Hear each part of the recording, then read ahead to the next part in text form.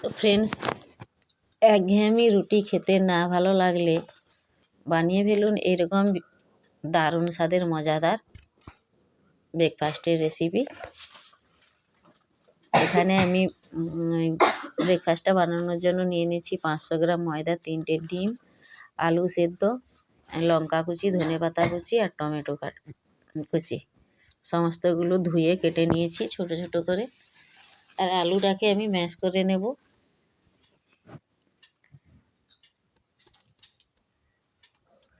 এটা খুব অল্প সময়ে বানানোও যায়, খেতেও দারুণ লাগে। টিফিন বক্সে বাচ্চাদের দিলে দেখবে মিনিটেই খালি।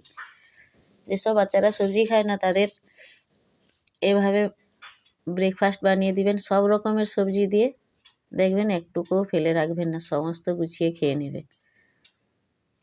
আর এখানে পেঁয়াজটাকে একটু ঘুষি ঘুষি করে কেটে নিচ্ছি। ময়দার মধ্যে দিয়ে দিচ্ছি পেঁয়াজ কুচি,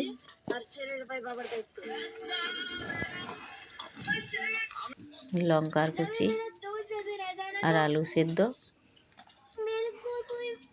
আলুটাকে এমনি মেখে দিলেও হবে, তাতে একটু গোল্লা রয়ে যায়, সেই জন্য ম্যাশ করে নিলে আলুটা আর গোল্লা থাকে না।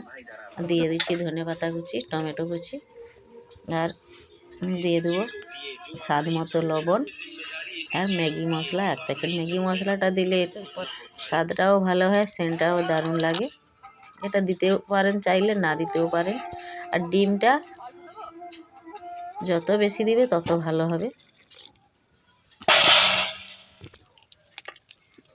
সমস্ত কিছু জল দিয়ে মেখে নিচ্ছি, নর্মাল জল দিয়েই মেখে নিলেই হবে। আর ডোটা খুব বেশি পাতলা করা যাবে না, বেশি ঘন করাও যাবে না। ডিমগুলোকে দিতে পারেন, যত বেশি ডিম দিবেন তত টেস্টি হবে। দিয়ে দিচ্ছি এর মধ্যে, আবার ভালো করে এটাকে ফেটিয়ে নেব। দেখুন এই ফাটানো ময়দার মধ্যে দিয়ে দিচ্ছি ডিমগুলো, আর এদিকে তাওয়া বসিয়ে তেল দিয়ে দিয়েছি তেলের উপর। এটা আমার ছেলের খুবই পছন্দের, অনেক দিন ধরেই বলছে মা এটা বানিয়ে দাও না, বানিয়ে দাও না। সময় হয় না চাষের জন্য, তাই পারছিলাম না।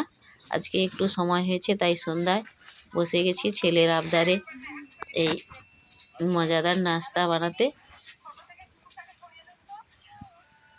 দেখুন এটা তাওয়াতে একটু লেগেও যাচ্ছে না, অল্প সময়ে বানানো যায় আর খেতেও দারুণ।